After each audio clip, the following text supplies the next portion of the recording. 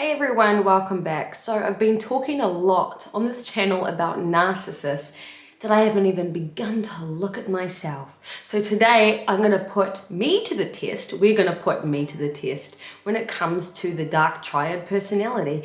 Am I secretly a narcissist, or do I secretly have the dark triad personality? I'm going to be doing the dark triad personality test. Now this test, look, I have no idea the efficiency of it. I just found it online. Honestly, I don't even really care, to be honest. But as we all know, and as we've discovered from the last couple of videos, I have talked about more of the spiritual and covert narcissist, which is the kind of narcissist who pretends to be good or has this facade of empathy in order to be able to manipulate people. A few things to note before we begin. Firstly, I don't know the accuracy of this test, as I mentioned. 2, I've never taken this test before, so this is the first time I'm taking it and you're seeing it, so fingers crossed for me. And 3, the thing about dark triad personality types is that you can't trust their answers. So even if I did end up with a low score, I could just be pretending. All jokes aside, I will be answering these questions with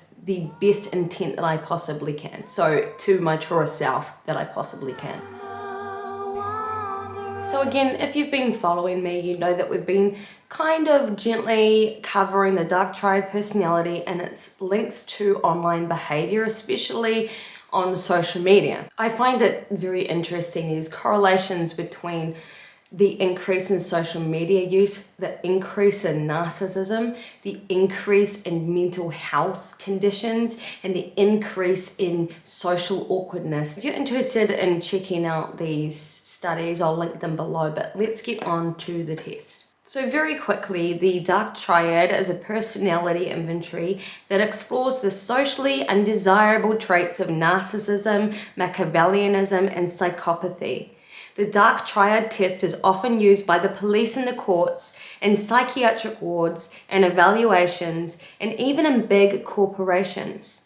Studies have shown that people who score high on the dark triad are more likely to commit crimes or get in trouble with the law, and also are more likely to cause social distress among their friends or problems for their workplace.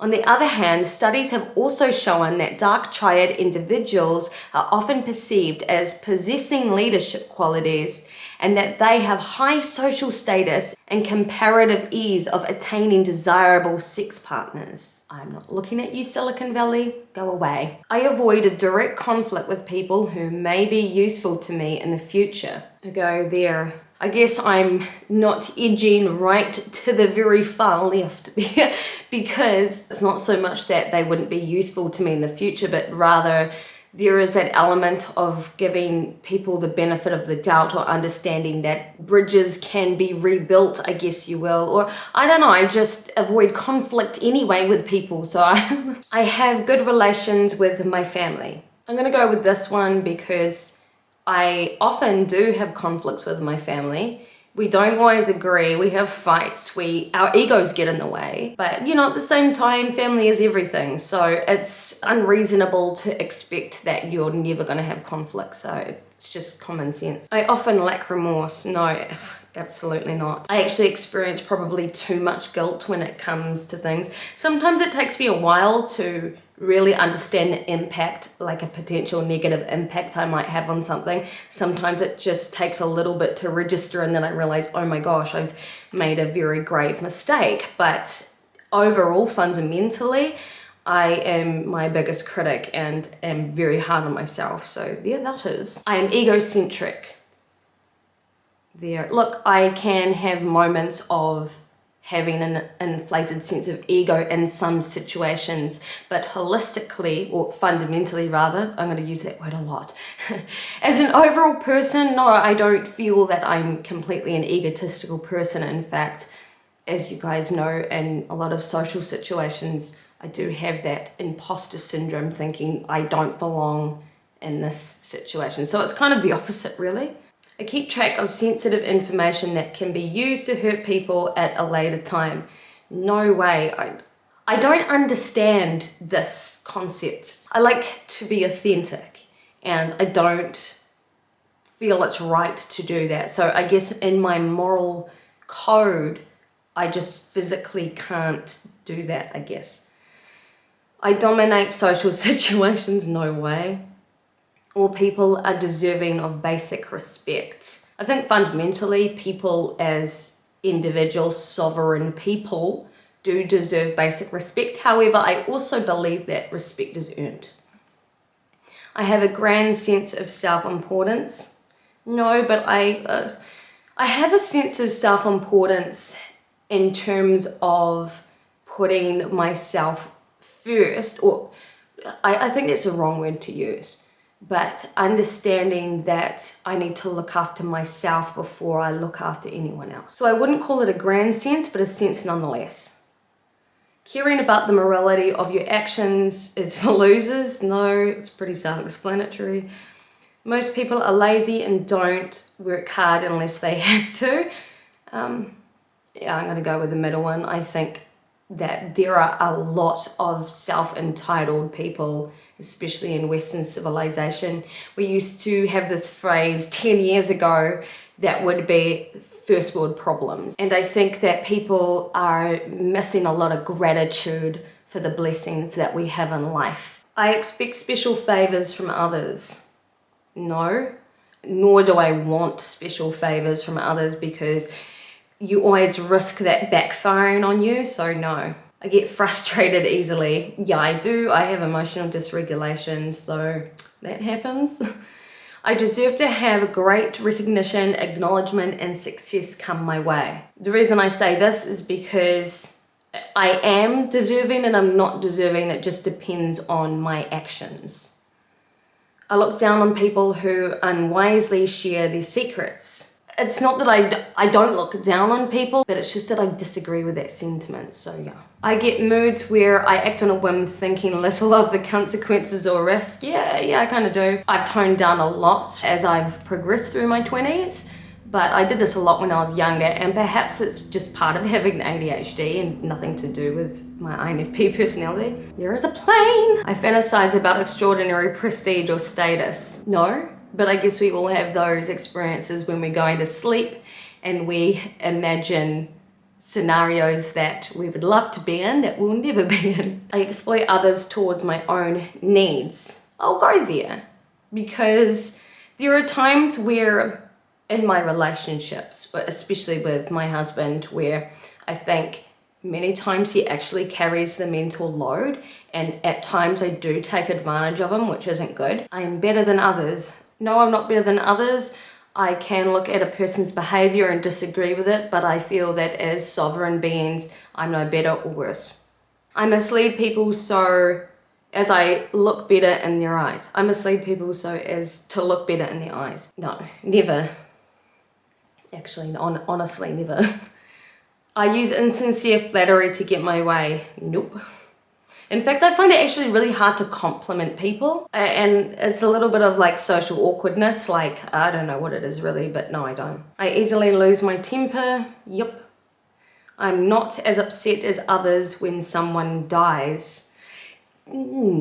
Middle one. I don't know honestly whether this is simply a mechanism to protect myself from feeling all the emotions come in once. I have wondered that, but no, I don't cry at funerals. Later on, maybe like 2 weeks down the track, I'll have these moments in privacy, so yeah. I'm especially motivated towards making friends with famous people. No.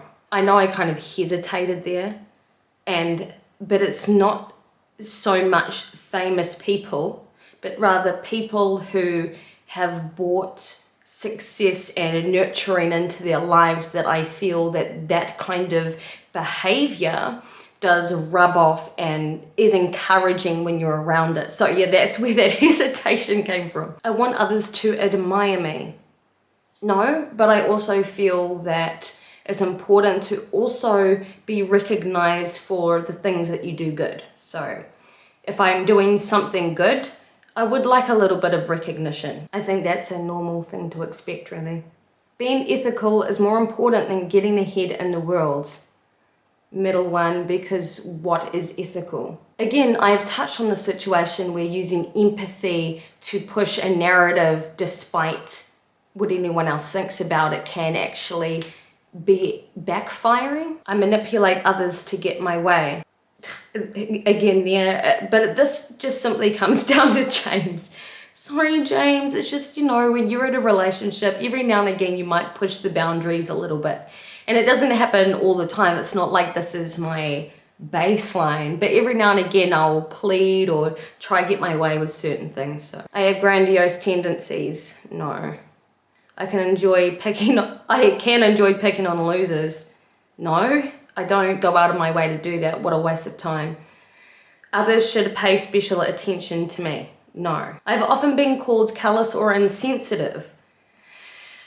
Sometimes I can be distracted by my own feelings, that sometimes my own feelings get in the way of feeling or expressing empathy towards others. I have never been in trouble with the law. I don't have a criminal record, but I was once caught smoking weed at a primary school. Not while class was in session, but at night time. But I was at like 16 years old, so. I am cynical. No, not really.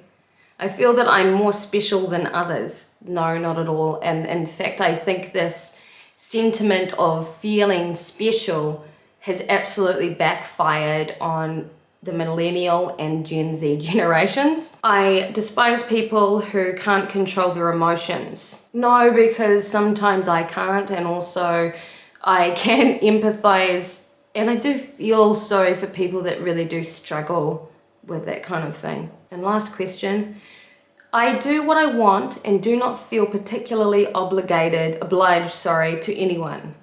No. There was hesitation again because it comes back to this idea of every now and again you have to understand where you need to put yourself first to protect your energy and to put certain boundaries up. It's a tough one because it's like, are you answering these questions on a fundamental basis, or is it just case by case? I don't know. But anyway, so as you can see on your screen, these are my results, and apparently I am 9.17% lighter than the average person. So I'm not dark, but I'm kind of lighter. But what's with the psychopathy result? Oh my gosh, I'm kind of concerned actually. How did I score so high in psychopathy? Oh, that's cracker. So what have we learned? Is the INFP secretly a dark triad personality, or do we get a pass? Obviously, I don't represent every INFP because we're all individuals, but I think INFPs are good, generally. I'm sure there is some creepy out there, but I think generally speaking, we're good. Those psychopathy results though, what was up with it? Actually, I'm just going to quickly read through that section because I'm concerned. So psychopathy is identified by the telltale sign of shallow emotional responses.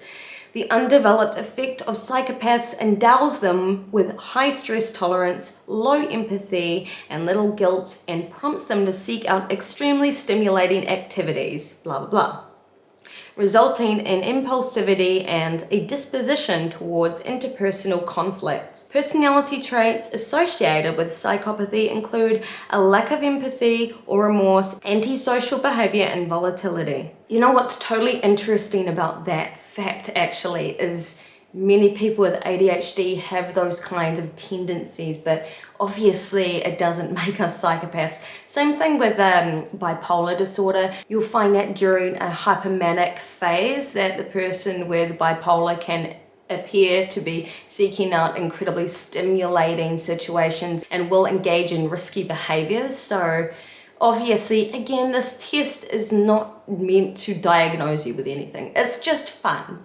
Okay, just fun. If you want to do the test, I've also linked it down below. For now, you guys, I hope you have a good day, night, morning, evening, wherever you are in the world, and I'll see you guys all again for the next video.